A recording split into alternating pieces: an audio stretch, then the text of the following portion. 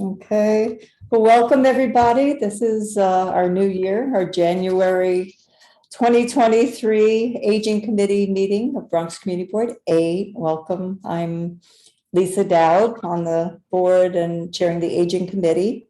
And as always, we do just a quick round of who's who, even though we mostly know each other. So, Georgia, why don't you start? Hello, everyone. Hi, Georgia. Hi, Georgia. Nice to hear from everyone. Myra, I must talk to you Amazing. at another time. Thank you. That's Georgia Santiago, a board member and committee member, and Margaret. Hi. I Hi. want to wish everyone a happy and healthy new year. Thank you, Margaret. Other committee members?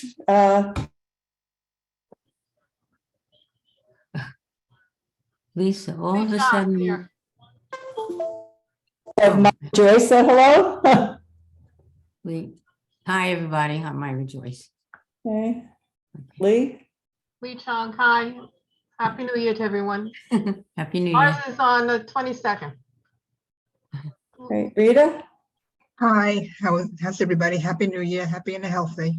That's Rita Poctorlo for the record. Miriam with Abner, MJP Hospice and Palliative Care, and a resident of Community Board 8. Great. Miriam. RSS. Any order you choose. Hi, I'm Julie, Executive Director of RSS Center for Ageless Living. Great to see everybody. Okay, And he hi, is I'm good. Andrea Cassidy. I'm the Deputy Director He will at tell you whatever RSS you have. Center for Ageless Living. And I see that I have to change my name here. Well, you're RSS. RSS Center, so I'm going to change that. Great. And I see that I see that Bayla Butler joined, right? Yeah, fine, yes. Hi, I'm Bayla Butler. I'm Director of the Am Park Maybe you have North, the tie, okay? which is now part of the Riverdale Maybe you Y. have the tie. Hi. Hey, Bayla. Hi, hi. Everyone remembers one of our speakers here. And Joshua. It's on mute. Hi, everyone. Josh Stevenson, Executive Director, West Bronx Housing. Most of you recognize me. I used to be Councilmember Andrew Cohen's representative to CB8. So I'll be here to talk about the issues affecting older adults, especially as it relates to housing in both CBA and in the Bronx and in the city overall. Mhm. Great. Hi. This is so good to see your name flash up. It's good to be. Josh, good to how be are back. you? Thank you. Yeah. Hey, Margaret. Nice to hear your voice. Yeah. Yours as well, and Georgia. Hi, Georgia. Hi, dear. Now, I don't think anyone else has joined us, so I don't want to keep anyone too long today, but today's subject is housing and lots of things to discuss, an important issue, for our older adults and for everyone. Joshua, I don't know if you mind just jumping into your presentation, and we'll come back to Barbara. There she is. Hold on. Let's get her in.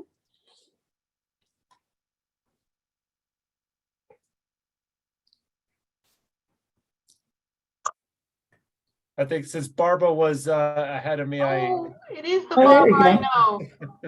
Oh, Oh my God, Barbara. She's my old boss. oh, really? Really, a long time ago. Barbara, I don't know if you can see yet. That was Lee Chung. Barbara Bear. Hi, how are you? I'm sorry, I share an office, so I had to put the earphone in. Hi, it's nice to see you. All right, that was Lee Chung, and we just did we went around and introduced ourselves. We have members of the board, community board and aging committee meeting here, and we have Bayla Butler from our NORC. We have 2 representatives from Riverdale Senior Services. And we have and Miriam Rabner from MJHS Hospice. And Joshua Stevenson, who I believe you know. So since you just joined us, you might need to catch your breath. Why don't we start the presentation with Joshua talking about the West Bronx Housing Neighborhood and Resource Center, which I'm not familiar with. So, and I'm sure there's resources there that our centers can utilize. Am I able to share my screen? Yes, I will figure out how to do that. And we can't hear, I don't know if anyone else is having a little trouble hearing. Can you hear me? Much better. Okay. Thank you. Now, let me figure out how to, there's 2 of you here to share a screen, right? Let me. So the West Bronx housing one is the screen sharing one. Okay. Let me see if I could. And remove report, make host, no. Let's see, share screen. If I hit, sorry. Make him a co-host, Lisa. Um, Then I think you can share screen then. yeah, and of course my mouse just died, so there you go.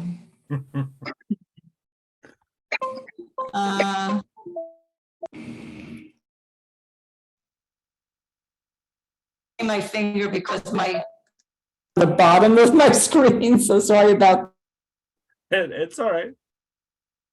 make co-hosts.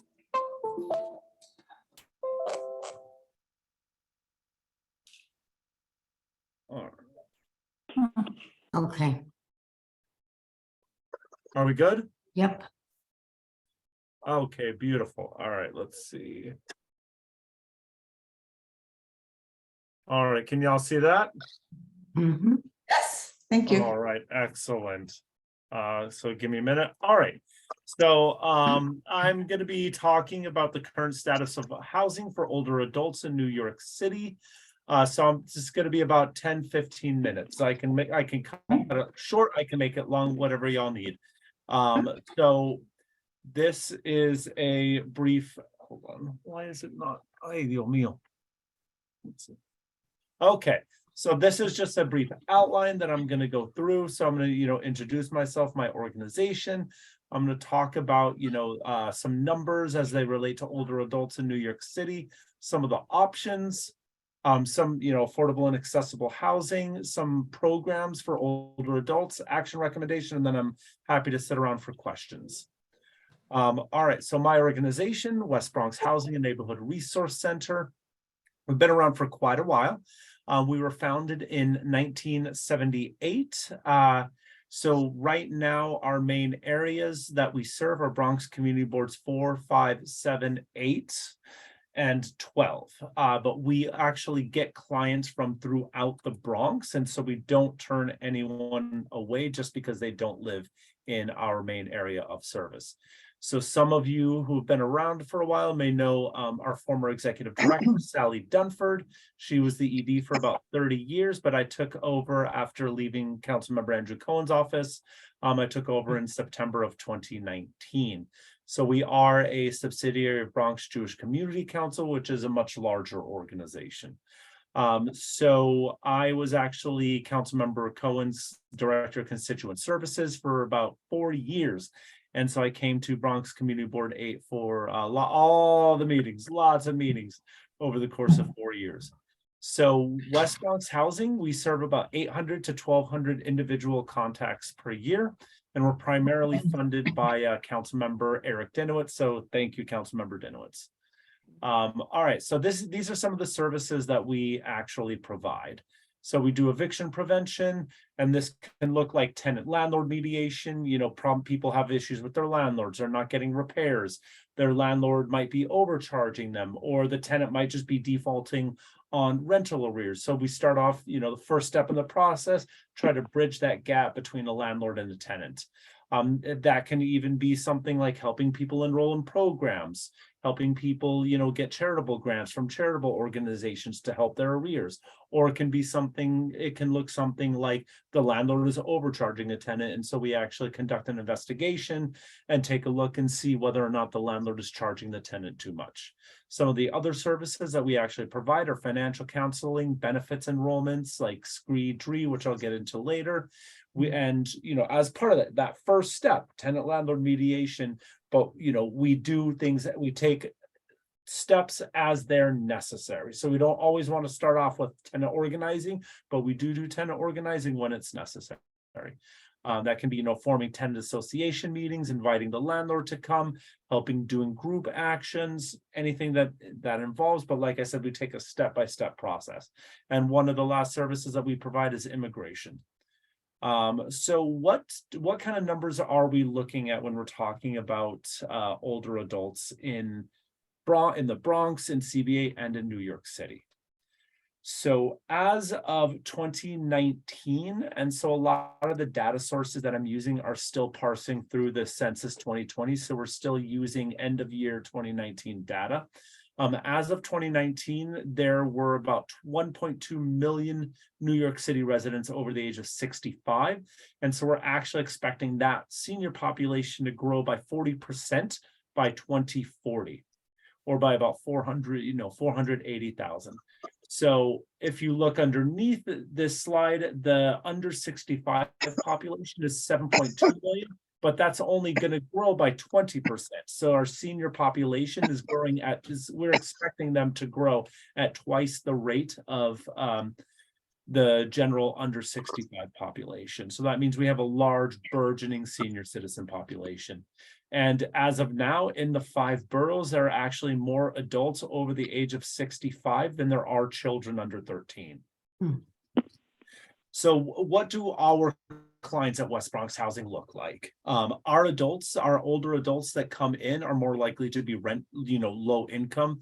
They're just on a fixed income. They get anywhere from the 841 that SSI gave in, December. I think they just got somewhere around a double-digit increase. It could, or up to like, 1,200-1,300 in Social Security. Some of them may have small pensions, but what we're seeing is a lot of our clients are just low income.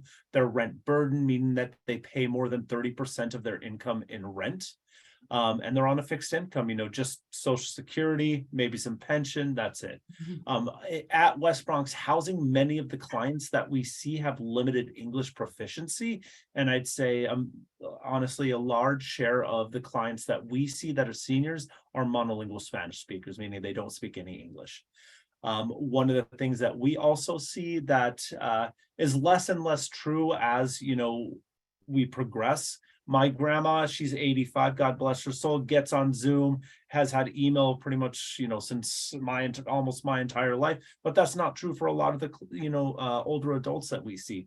A lot of the older adults that we see don't have an email address, don't have internet at home, and just have very little familiarity, especially those who do not come or who were not, born here in the United States.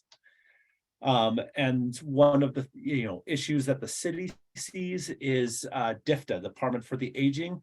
DFTA is less than 1% of the city budget.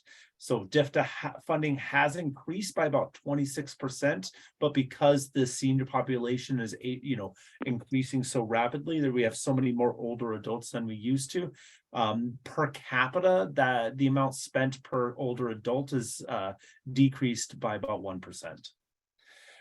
So what are some of the options for seniors who are looking for housing in New York City? Let's see. So affordability, that's just for everybody, especially in 2022, affordability. The apartments that we're seeing are just not affordable, affordable for whom? They're not affordable and there's not enough of them. If you actually look on Housing Connect, which is one of the resources that a lot of people use to try to find quote unquote affordable apartments, the housing lottery, I just looked today, and the only affordable building, quote unquote affordable building that's set aside for seniors, the minimum income threshold is $50,000. most of our clients don't qualify. So we all remember this guy, right? Mhm. The rent, so that's, what's true for seniors is also true, but it's especially true for the older adult populations. The rent is just too high. When it relates to some of the senior housing lists, right? The waiting lists are often 7 to 10 years long. So for instance, the Francis Golden Senior Apartments on Delancey Street in Lower Manhattan, they opened in January of 2018. They received 65,000 applications for 99 units. In Manhattan Community District 7 and 9 on the Upper West Side, some 20,000 seniors were waiting for only 45 yearly affordable housing openings. So we have a lot of older adults that are applying for very, very, very limited options. A recent estimate from Live On New York's executive director estimates that the citywide waiting list is over 200,000 older adults. What this means is that a lot of the people that are turning 62 that start applying for these older adult apartments aren't likely going to get into such an apartment until their 70s. Another recent report estimated that of single elderly households living in rent stabilized units are actually paying more than half of their income on rent. That is very, very rent burdened. So Housing Connect, as I mentioned before, is one of the ways that a lot of people try to find affordable apartments, especially, senior affordable apartments. It's incredibly difficult to interface, even for someone like me.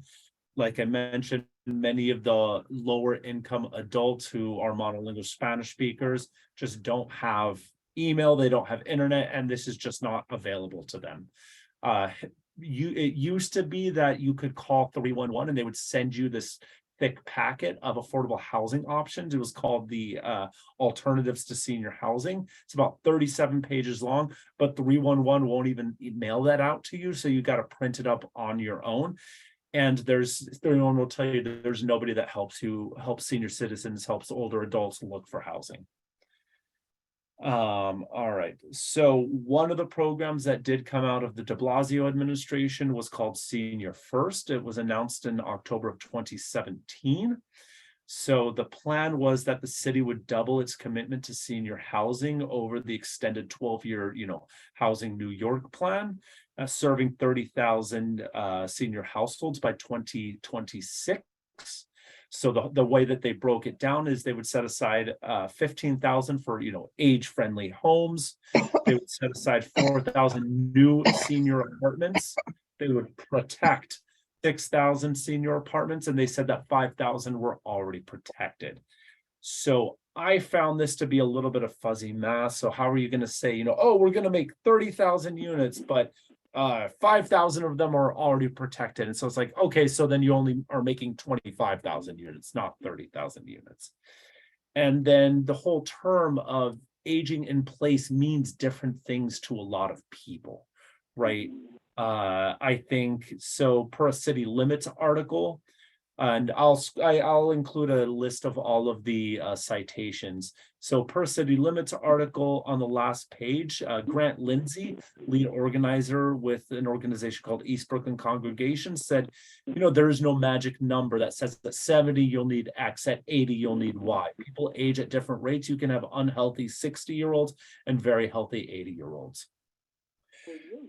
So in the same city limits article, the deputy press secretary for HPD, they basically said, that they're going to set aside some money, robust pipelines for fiscal year 20 and 21, but when asked for specifics, they didn't really give any additional specifics.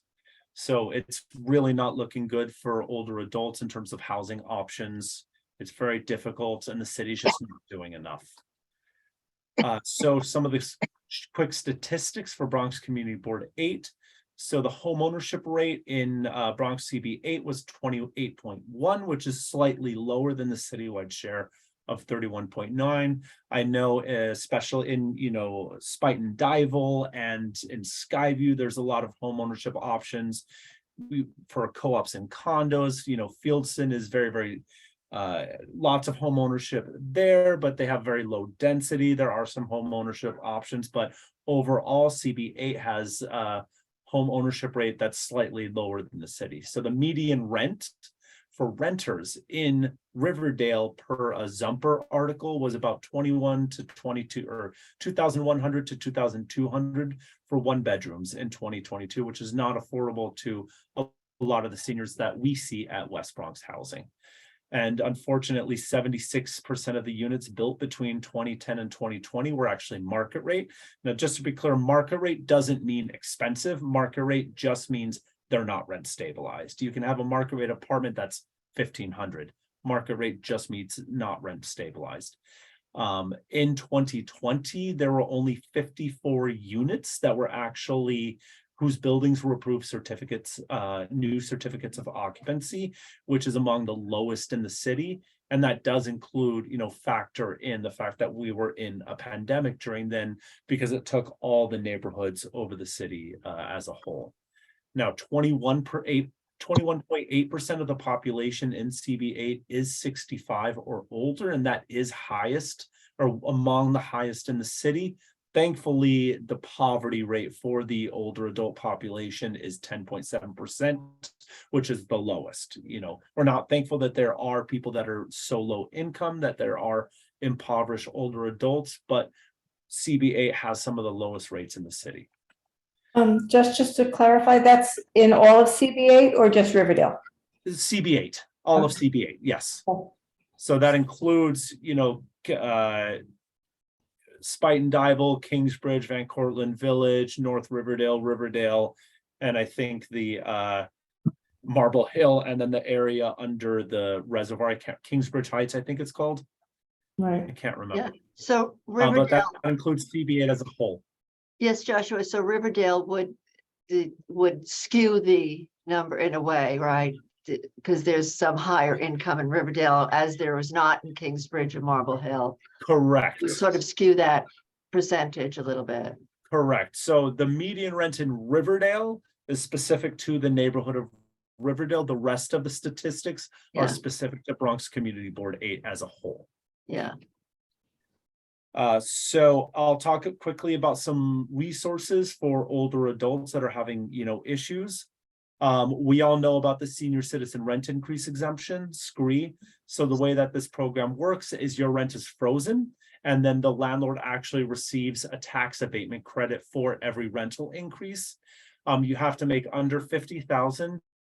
You have to live in a rent stabilized unit, and your rent has to be 1/3 or more of your income.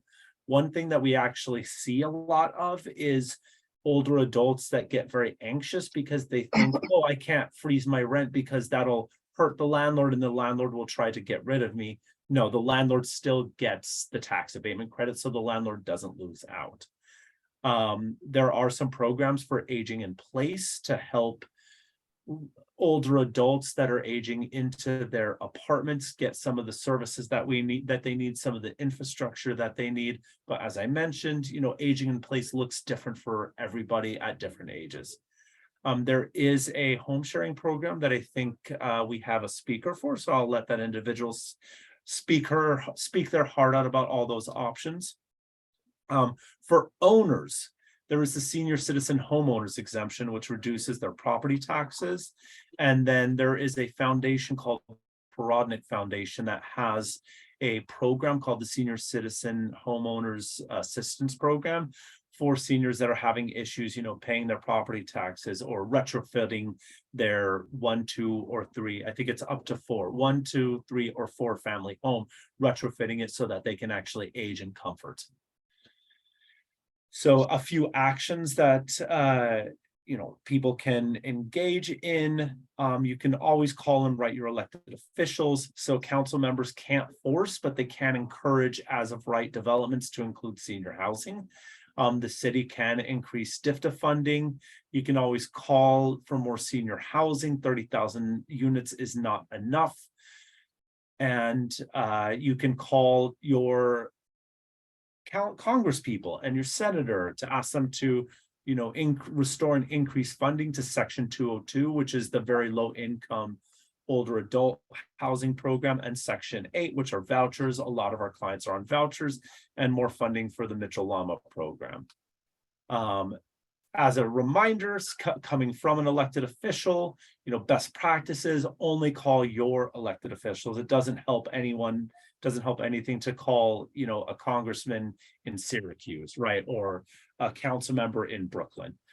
Give your address and contact information so they know that you are a constituent. If you write a letter, try to make it personal. Just be courteous to staffers as a whole.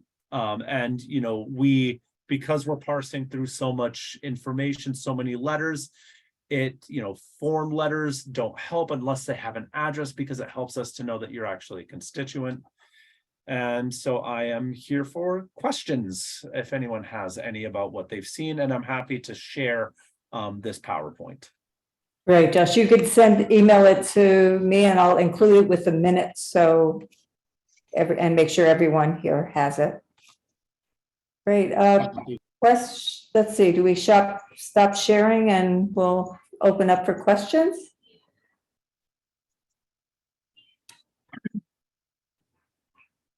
Yeah, I'll be around for questions. Anyone have any questions about anything that they've seen? I have a question. What exactly is Mitchell-Lama housing? So Mitchell-Lama is both a city and a state program that actually provides homeownership options to, lower to middle income people. So for instance, I see somebody raising their hand that can probably answer the question better than I can. Oh, well, I used to do Mitchell-Lama. Barbara knows this. When I worked for the Manhattan Borough President, I was chair of her Mitchell-Lama task force. And Mitchell-Lama is a program that was created by the state in the 1950s. Mitchell was a state senator and Lama was a state assemblyman, and one was a Democrat and one was a Republican. They actually worked together. But in any case, they created affordable housing in the state. 269 developments were created, and it was affordable. There were co-ops and rentals. The one big mistake they made in this program was the developers got an almost interest-free loan for 30 years, 35 years first, but then there were no takers, so they reduced it to 20 years. And what happened after 20 years, if you left the program, they had to prepay their mortgage. If they didn't leave the program, they never had to pay the principal. They only pay the interest on it. So it was a great deal for developers, but they had to keep it affordable. And what happened is most of these developments were built after 1974. So when they went out of the program, they went market rate. Mm-hmm. And that's a problem. And also the co-ops, they were self-empowered. So they could actually privatize, which is the term that's used for when they go out of the program. And most of the ones that went out, if not all of them, privatized when the neighborhood changed. I give an example. In the Upper West Side, it had the most Mitchell-Lamas because it was built on the West Side urban renewal area. And the city council person I worked with at the time, who is still the city council person, Gail Brewer, would jokingly say, we had the most Mitchell-Lamas in all of New York City. Well, that's no longer true because, as everyone knows, the West Side, the Upper West Side has gentrified. I think they only have 2 Mitchell-Lamas left. One is a co-op, which happens to also be a NORC, and the other one was built before 1974. But anyway, we need to have a second Mitchell-Lama program. The sad thing is there's no longer any city property, and that's where all the Mitchell-Lamas were built, on city-owned property. So the cost has increased tremendously. So that's the issue. Thank you very much. Yeah. Thank you, Lee. So from what a quick search online, I think there are 3 Mitchell-Lama buildings in CB8. All co-ops. Right. It doesn't. And one privatized few years back. Pivot Towers left, and Kingsbridge Terrace is a co-op, I believe. There's one on 290 West 232nd. Oh, so I mean, besides Van Cortlandt Village, besides the Amalgamated, there's a lot of, besides the Amalgamated, there's one on Waldo, 3800 Waldo, 290 West 232nd Street, and 2865 Kingsbridge Terrace. And there's one Bailey Avenue, I think, also. There's one on Cannon, 3900 Bailey, and Orloff. So there's a lot in Van Cortlandt Village, but outside of Van Cortlandt Village, there's only 3 Mitchell-Lamas in CB8. Right. But thank you for great information, Lee. Any other questions? Bela, our NORC, well, that whole facility, that's just a limited equity co-op, or It is, but it's a Michelama. it is It's considered a Michelama, yes. Amalgamated. Amalgamated Park Reservoir, both of them. Right. Okay. But NORCs are a great thing, and I also worked on NORCs in Manhattan. And the thing with the NORC is it has to link up with a social service entity. Mhm. So, you know, because NORC is naturally occurring retirement community, and that everything is done in that development. Am I correct, Bela? Yes, yes. Right. So- And So what we do we do healthcare management, case management, Yeah, social functions as well. yes, social and health education programs. Yeah. Yep. And if The we whole could find a shebang. way to create more NORCs in CB8, that would be great. Yeah. There are very few in the Bronx. I know, and you need to link it up with a social service provider. Riverdale Y is yours. You need Yes, to find others. And also, I think it has to get funding from the city and the state. They have to approve the NORC. well, you can get funding from either one or both. Right. Some of them It have has to be funding only, approved. well, yeah, it's an RFP process. Yeah, there's a woman in Manhattan. I don't know if she does it in all of New York City. I don't even know if she's doing it. Freda Vladeck. She retired a number of years ago. I'm Sure. dating myself. That's Barbara's what- laughing. She knows that.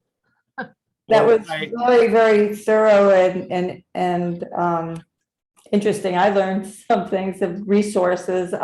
If some of our partners at the older adult centers have issues that they might not want to handle, like getting involved in an actual tenant landlord issue, should they contact you? Do you want them to just refer the individual to your organization, or how is the contact? Well, we work with the older adult center. And if they do have a tenant issue, they contact the NORC. I contact Josh. Right. He's my go-to person. Right, so, so let's say RSS has a client that, has an issue with their landlord, and maybe the social worker is thinking, it's getting a little sticky or whatever.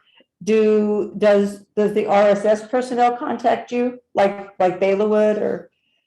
Bela knows how to contact me. So if there are any tenant landlord issues, they can, you can give anybody my phone number and email address.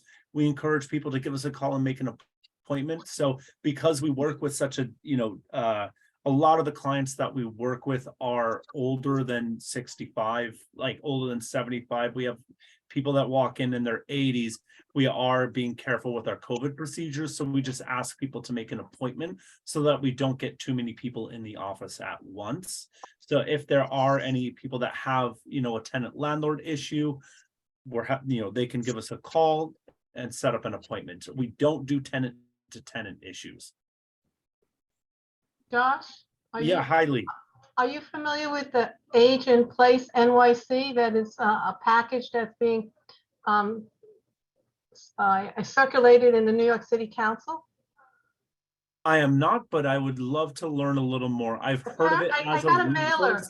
I got a mailer from AARP the other day. I don't know if anyone else got it. It says it's a 10 bill legislative package being proposed by Councilmember Crystal Hudson, and it's called Age in Place NYC.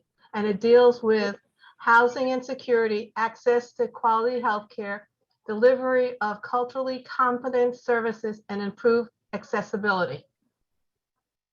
I'll keep an eye on it. That Yeah. looks really good. That looks interesting. Let's see. Oh, I see a hand, Georgia, go ahead.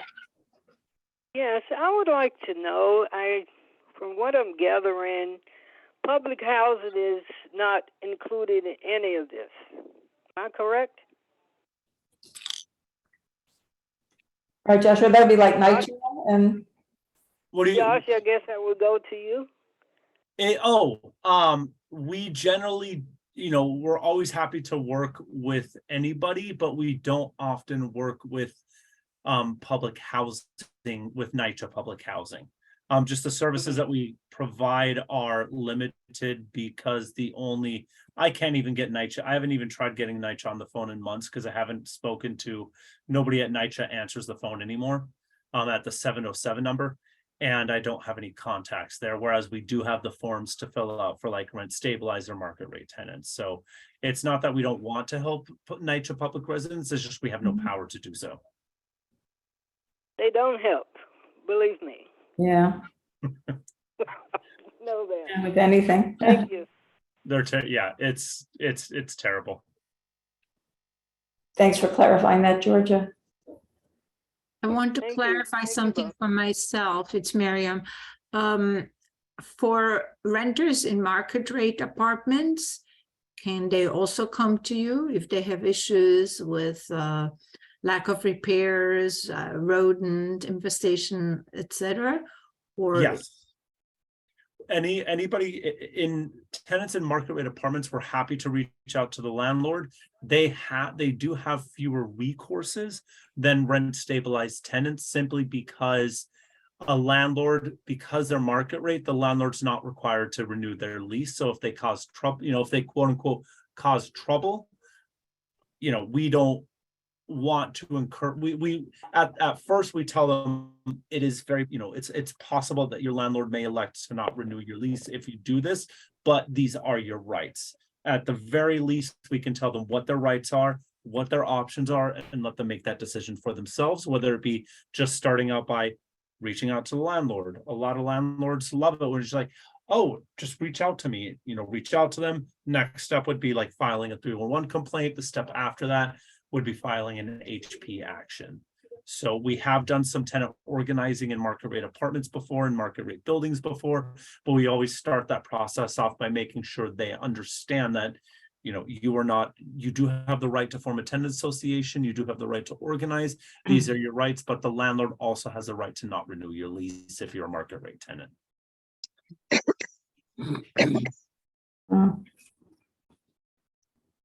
Any other questions? Oh, Lee? I have a question, Josh. Are you any way affiliated with the Northwest Bronx Community Clergy Coalition, or do you work with them? I know some of the members there, but we're not specifically affiliated with them. I think I've worked with Margaret Gork on a few things. Right. I have gone to a few of their meetings before. I do plan on joining personally. I just haven't had the chance to do so. Because they kind of overlap a little what you do. Yes, yeah, we Right. overlap on a lot of things. All right, well, thank you so much for joining us in the presentation. And if you email the presentation deck, I'll include it in the minutes, so make sure everyone has it. Thank you for having me. Thank you, and you're welcome to stay or to leave. It's up to you. And welcome, Barbara Bear. Thank you for joining us. I think the home sharing program is like amazing. What an idea. And I'd love to get an update. Let me just mention that 2 people joined us, or 1 person. There was Margie joined. Oh, Margie, right? Margie. Welcome. She was back, and there's someone named Angela Naranjo. Are you with an organization or a member of our community? And Angela, you're on mute, so I don't know if, there you are. Member of the community. Well, welcome. Thank you for joining us. I hope this is helpful for you. It's really helpful. Thank you so much. Great. So Barbara, welcome, and thanks for bringing your expertise here today. Well, I want to thank you because when you asked if I could present, a light went off in my head like, oh my gosh, this is a great idea and I'm going to try to present to all the community boards. And so I did reach out and I have been invited to speak to several. Wonderful. And so the reason, and then I want to say hello to Lee. We worked together forever and we both worked on senior and housing issues.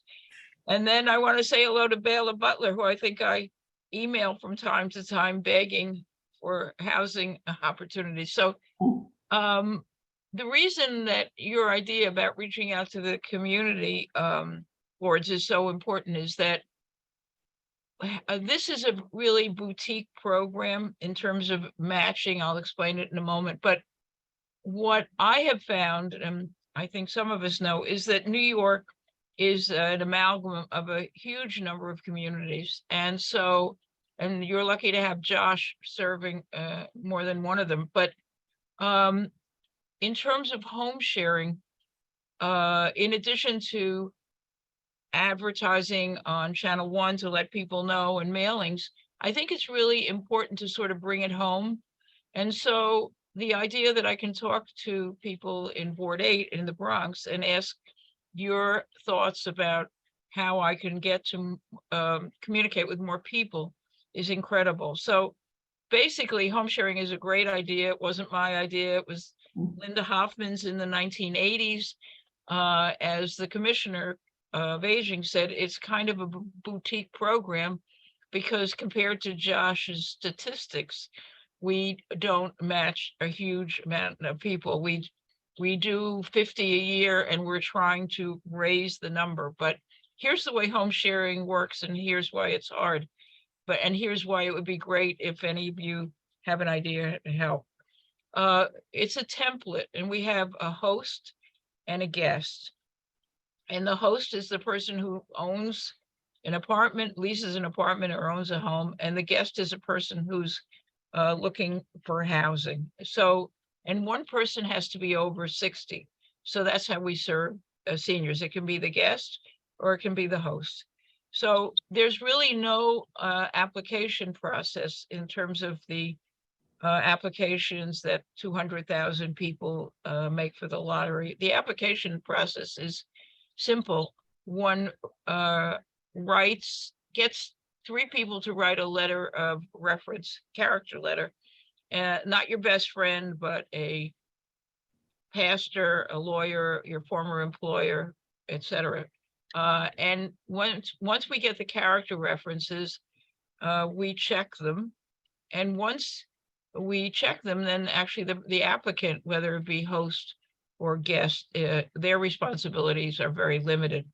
We have licensed social workers who then interview the person, and we have this 32 question profile, which is actually patented, which is ask the guests and the host the same questions. You know, where would you prefer to live? Which I don't think is a great question, but it's on it because it's not as if we have, you know, we can meet everybody's preferences, but where would you prefer to live? If the host has a dog, would you move in, or do you want to bring your own furniture? You know, are you going to be working or staying home? And then, of course, the most difficult question is, what is your income? And because the person who's the guest has to pay something. So once this profile is done, then we have a whole base of people, hosts and guests, and we try to match them. And the way it works is that we have a shared agreement, quote unquote, that is different from a tenant agreement. And so the 2 people, should they agree to move in together, and again, we just introduce them. There's no charge and there's no push, oh, please move in with, they have to like each other. There has to be some chemistry. If they agree to move in, then they sign a share agreement, which says, you know, you're going to share the utilities, the costs, you're going to share the kitchen. There's a spare room or bedroom that you can use. And the guest is going to pay up to half of the amount of the rent, no more.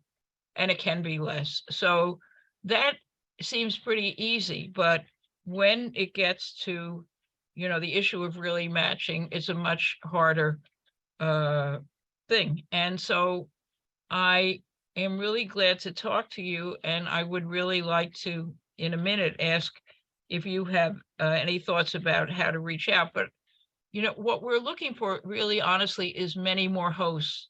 We get loads of application from guests and we don't get enough from hosts. And I think the number that we get from hosts has really decreased because of COVID. I think people are afraid. So totally understandably, but what we've tried to point out, and we did a big mailing to homes of seniors who were living alone in the hopes of finding a few. We did find a few, but not very many who would agree to be host. What we found is that people are more interested at this point in income than in companionship, which is fine. So we try to persuade people that if they need some extra income, this is a way, and a very safe way, because believe me, we really do check the people, and a good way for people to live together. And we're doing okay, but we could do better. And I think if we had more connection, and you're a connection to the neighborhoods, that people would feel less even reluctant to apply, that if somebody else does it. We just had a phone call a while ago from someone who said, oh, my friend's doing it. And this particular guest wants to help take care of a person and pay very minimal rent. Now, for some 75-year-old person, that might be a fabulous offer. So that's what we try to do.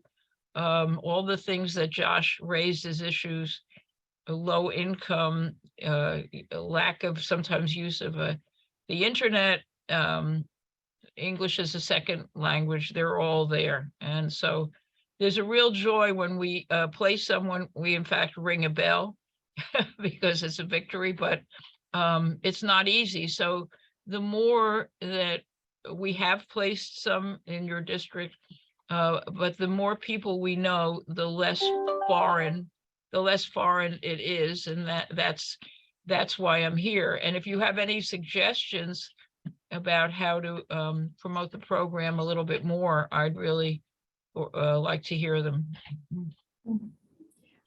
Well, I have a question, Barbara. Do you find most of your hosts are in this age 60 and above category? I think the profile that we most see is the average profile is a woman 72 who's a host. Mm-hmm.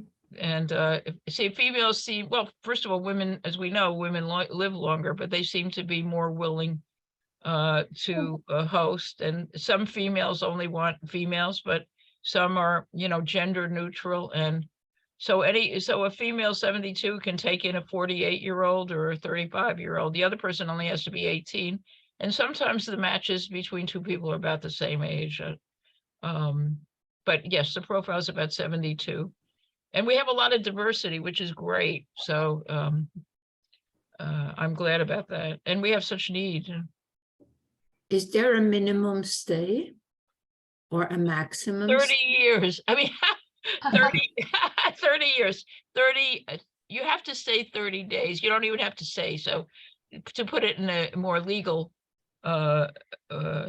way, you have to give the other person a 30-day notice. If it doesn't work out, you can, and the question then becomes, well, how is the New York Foundation actually involved? And, what would I have to do? Well, we're not involved, but we have a person or two. We have one person here who's an institution who's been here for years. And we frankly keep in touch with the guests and the host. So it's very rare that there's really a mismatch. When there is, we try to help ease the person out. And we don't want to use we can't be involved, but we don't want to use the courts as a way. And I think by the time the guests and the host go through this whole procedure, I think they're pretty serious about the whole thing. One of the things that I find the hardest is to get, even when I say this is all you have to do and there's no charge, is that to get people motivated to get 3 letters is a big step for them. And it kind of means that they're really into it and they really want it to work. And Great. Joshua, you have your hand up? I just wanted to confirm, because I actually didn't know, and I think you just answered it a minute ago. So I was under the impression that both members had to be 60 or over, because I've been advertising it to a lot of my clients. oh, And I great. might have one or two. Yeah, I actually put it on our intake sheet to as one of the questions to ask us, would you be interested in this program? But I was under the impression both people had to be No, it's 60. only one, and that would be, if you could find some, that would be terrific. And actually, we're finding, you know, many more young people who are looking as guests. I mean, I think some of the other programs to find housing, I think there's something, I'm not degrading it, it's just much, you know, and younger kids, whatever younger means to me, are more likely to do this. But I think there's a program called Spare Room, whereas I understand it, you sort of apply and then, you know, you just, you sort of jump into the whole thing. And I mean, sometimes that becomes problematic. So this takes longer. It's, you know, at least 6 weeks by the time we get the references back, check them. Sometimes people don't answer the phone, as we all know. And then we have to do the profile. And frequently we have a wonderful licensed social worker. She's fabulous. She's been here a little while. And she's tried to make, she got to the people to 4 matches, and each one of them, for some reason, turned the other down. So she's feeling really sad. But people are really, as a colleague said, people are really picky. So on the, it's sort of an interesting disparity. On the one hand, they say they're desperate, and then when you offer them something, they say, no, I don't think that. And so, but that's good. Yeah. Lee, go ahead. If we have any, if we have a reference to, if we have a referral to make for a host, would I just email you directly? Oh, that'd be great. Okay. Yeah, and then Thank you. what I'll do is, as a matter of fact, what I'll do, Josh, is I'll send you the template for the host and the guest. So Okay. you see, and it's really, you know, the only other thing is the income and an photo ID, but I'll send it both to you, and then you can email me anytime. I'd really be glad. It's great. It's great when we help somebody, as I said, and Lee, I'll get to you in 1 second. I mean, some of the, you know, people call and their income, I'm sure this happens to Josh, is around $900. They're in their 70s. They have no other income, no family. And, you know, one wonders, how did they get here? And, you know, what's going to happen, and can I help them? And there's, you know, we have a certain number of people who are willing to charge $600. It goes from 600 to, you know, there's 1 or 2 who are up to 15 or 1600, but it's more in the 750, 800. But for some people, that's a lot. So it's really a very difficult situation. Barbara, I have a question. Yeah.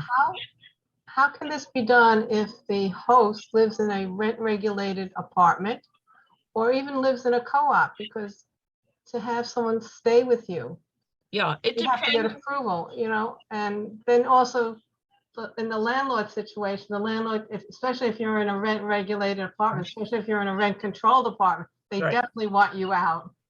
Right. It depends on, I think it depends on, well, first of all, let's just say that NYCHA is not available. Right. Okay, some Mitchell Lamas are not available, and we respect that. We don't tell anybody to fake it. No, no, no, no. And with regard to the rest of the situations, we argue that it's a share, it's not a tenant, and that the person can go at any time. And there are people who do have guests in Mitchell Lamas.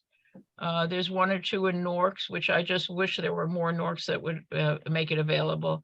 And with regard to I guess a market rate building, I think there are people who bring the person in and nothing is said. But on the other hand, in other co-ops, like the one I lived in when we worked together, they wanted people to have anybody who stayed overnight right.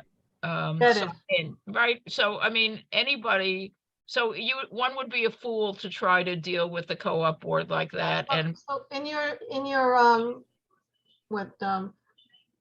questionnaire, you would ask what type of housing the host lives in, and are there any kind of landlord tenant issues before you go any further, right?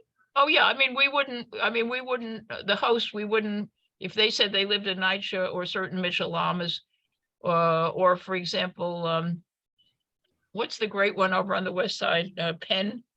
Oh, Penn Penn South. Yeah, Penn they South. don't want us, so we would, I mean, I called quite a few of them. They're great places to live, but they really don't want Have you us. tried Strikers Bay? No, I haven't thought of, I The haven't. Strikers Bay is a Newark, and they're a Mitchell-Lama co-op. They might. I'll try it, sure. Great. Yeah. Andrea, you had your hand up before. Was that your question? Well, there was part of my question, but I also, so that was answered, but Barbara, my second part of that was, you had asked a question, how can you get the word out? I'm curious, how do you get the word out? Before COVID, we did a lot of work at senior centers, and some at churches, and then during COVID, and I wasn't here then, I just started less than a year ago, and so right now we try to do very artful things. Some of them work. We had ads in bus shelters. The bus people donated ad space. Last year we had, and it was actually very effective, we had subway ads so that people saw it. This year we just spent, we get money from DFTA for advertising. So we just spent, I don't know, 50 or 60,000 on ads for Channel 1. Now that sounds like a lot of money, but in the metropolitan media ad situation, it's not. But our view was that the people who watch Channel 1 are sort of a little bit more connected, and they might help us. So we do that. And we did a postcard of 30,000 to across the city, where we saw that there were more older people, and tried to find people who were living alone who might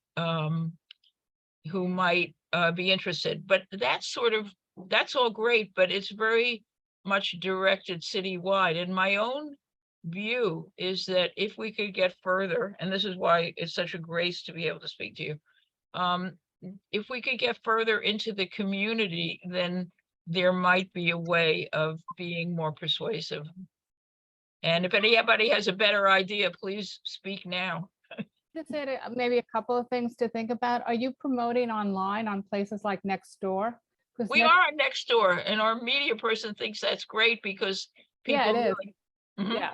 Yeah. And then are you pitching local, like the local print media? So like whether it's the Riverdale Press or the Bronx Times or things like that, with some articles, because the article of like potentially two people who made this great match as a result of the program, I think would resonate with people, and I think could get you some good quality people that might be interested. Yeah, you know what? Lee knows I love press, so I think that's a great idea, especially the local. And I mean, in my head, if we could find a match, I don't know that we have one or the potential at the moment, but if we found one that was, say, in Board 8 in the Bronx, it would be, an extraordinary article. But otherwise, yes, if we could get some press locally, that. Yeah, and I don't know that it has to be. I mean, it'd be great if it was from Board 8, but I think it's, you almost want that warm, fuzzy feeling. Yeah. Like how two people kind of found each other as a the program. Yeah, it's a great idea. It's a great idea. Miriam, you have your hand? Yeah, I don't want to be macabre, but I work for hospice. What happens if one of the partners or the sharers gets very ill or dies? What happens to the tenant? The person, it's a good question. Yes, I'm sorry. It has happened since, that we would help the sharer move to another place. And we would try to make sure that they could stay for a little while, but then we would help them move. And honestly, with a few younger people, when they heard the person, when people have heard the person's 70 or 75, they've said, honestly, no, it's too old. They don't want to deal with that. So it's a good question and it's a real question. I have to say most of the people who are hosts who are in their 70s are very well and very active. And so I think in a way they self-select a little bit, if that's the proper, then a few are really in need of somebody who just called, that they could use somebody who has some help. I just, at the very beginning, you threw around the number. Do you have a lot more people who want to be matched than can actually be matched? Did I? Yes, and we have a lot more, a disproportionate number of guests, because we don't have enough hosts, which is why I'm happy to talk to you all and see whether there's any thoughts you have. You know, and it would be great if we had, we seem to have a lot of, I don't know why at the moment, but we seem to have more matches in Queens. It changes from time to time, but I think your area would be a great place to do a few matches. And we've had a few, but I don't remember how many at the moment, but. Great. Joshua, you have your hand up? Yeah, in regards to the previous question about succession rights. So generally, you know, if the two people aren't related, the person, you know, if the leaseholder passes away, the person that is staying there wouldn't be entitled to succession rights unless unless they develop some sort of a special relationship. So there are specific carve-outs, like if they commingle if they commingle finances, if they develop and formulate an actual, you know, it's called a special relationship, basically. So in a situation like that, the person might have succession rights, but that would be entirely up to the court. So it's not, you know, it's not a one. Most likely they won't be entitled to succession rights, but it's not an absolute like no.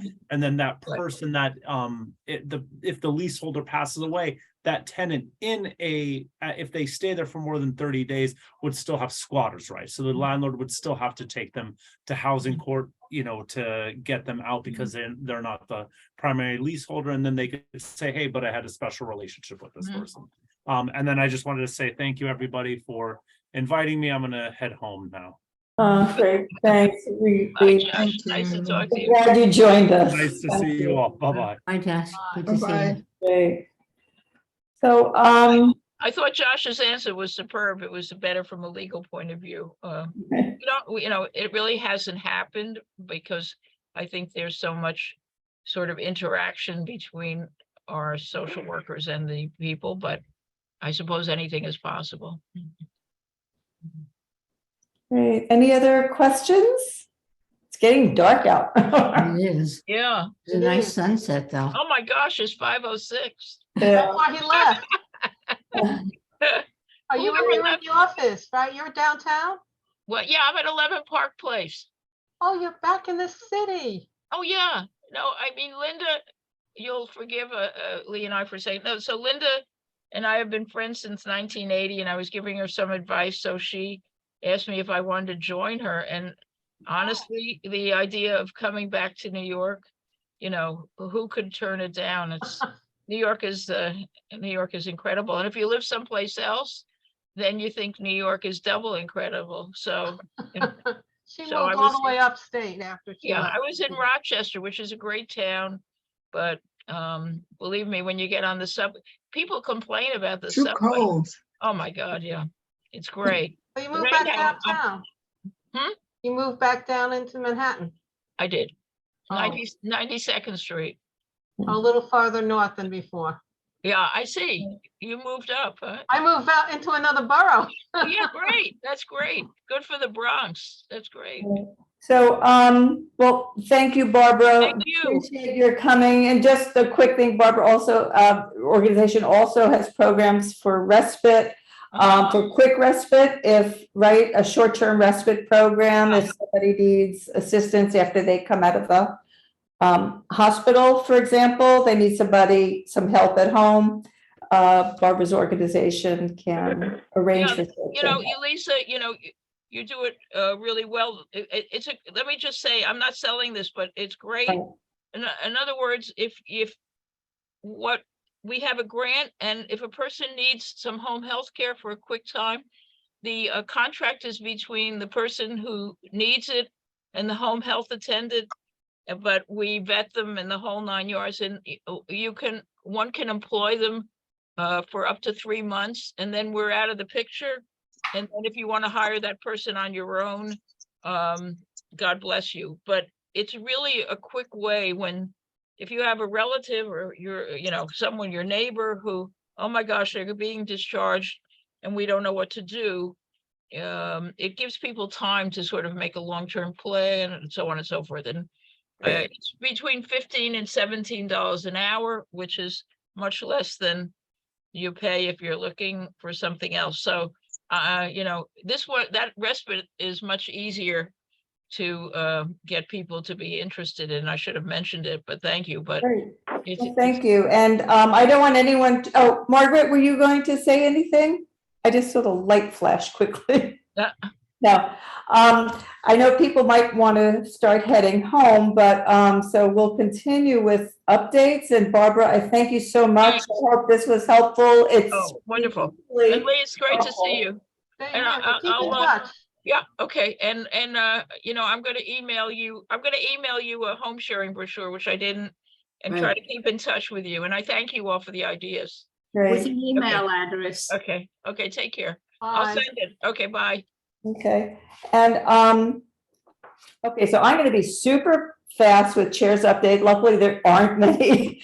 And I just want to say that I looked at what's happening in city council, and it's interesting. There seems to be a few things going on for housing for older adults. So it was timely. I mean, everything's still back in committee, so it's going to take a while. But what I'll do is I will also sort of PDF this. I cut out what's going on for aging, and I could just make it as an attachment to the minutes also. But things like making sure people have legal counsel, and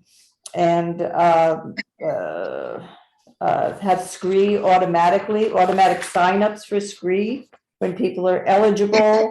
And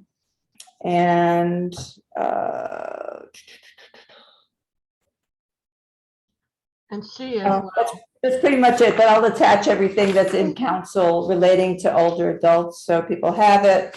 And the other thing is, just really quickly, Liz Kruger, who's not in our district, but she always has roundtables, and they're very good, for older adults. And she's focusing now on housing as well. So you can always look up Liz Kruger if anyone wants the connection. This is virtual now as opposed to being in a Y, but if anyone wants the link to her roundtables, January 12th is on affordable housing options for older adults. And then there's one on SCREE, which everyone here is very familiar with, and something about rent regulation, how to get repairs in rent regulated apartments, age-friendly assessing your apartment is it safe for you, and advocacy issues. So anyway, Liz Kruger is at it, working on housing as well. I have one thing else I just want to add just quickly, and then we could do any updates that you might want to share and call it a day. But it's like budget time again. Our budget request to the city this time for 2025 already, fiscal year. I do have the list of what we have for 2024, and the order. One is, of course, funding for our older adults, and then food insecurity, food programs. That was the next one. Housing, the third one. I will also just make a copy in PDF and attach it to the minutes, but we have to actually start thinking about it and discussing it next month and sort of put something together for March. So everyone, the centers, let us know what you need that, we can sort of beg from Department for the Aging. It's funny, sometimes you don't think it happens, and then a few years later you say, oh, wow, they actually listened. So whatever you think of, please share. And with that, I don't know if any of this, if the centers or Nork or anyone, oh, did we lose? We lost Bela. Yeah, I know we're going to lose people. Is there anything, any updates from RSS that you want to share, or Miriam, anything? I don't know, up to you. No, I have nothing to share that Okay. engage in community. Yeah, we just met recently. I think we had a great meeting in December for with oh, sorry, New York Aging. I keep saying DIFT. I can't help it. So wow. And community members, are we going to, can we take a vote or on approving the December minutes? I move that we approve the minutes. I second. Lee seconds. Rita, you're good with it? Yes, I second. Great. Margaret and Georgia, you're good with the Yes. minutes? They're fine. Yes. Thank you. Unanimous. Thank you. Happy New Year, everyone. Thank you. Thank Happy you. New Year. You really make these Same to you. Thank you. worthwhile, I think. Thank you. Right, and And Lee, Happy New Year in advance. Thank you very much. right. The Year of the rabbit, 40 of the rabbit. Yeah, Year of the Rabbit. I hope you get some red envelopes. Great. Well, thank you. you everyone for joining. I, appreciate your time and especially what you all do for older adults and the communities. Thank you. Thank Thank you, you. Good night, Lisa. everyone. See you in February. Bye. Okay. Good Bye. night. Bye. Bye. Bye, Myra. Bye, Georgia. All right, dear. All right. Okay.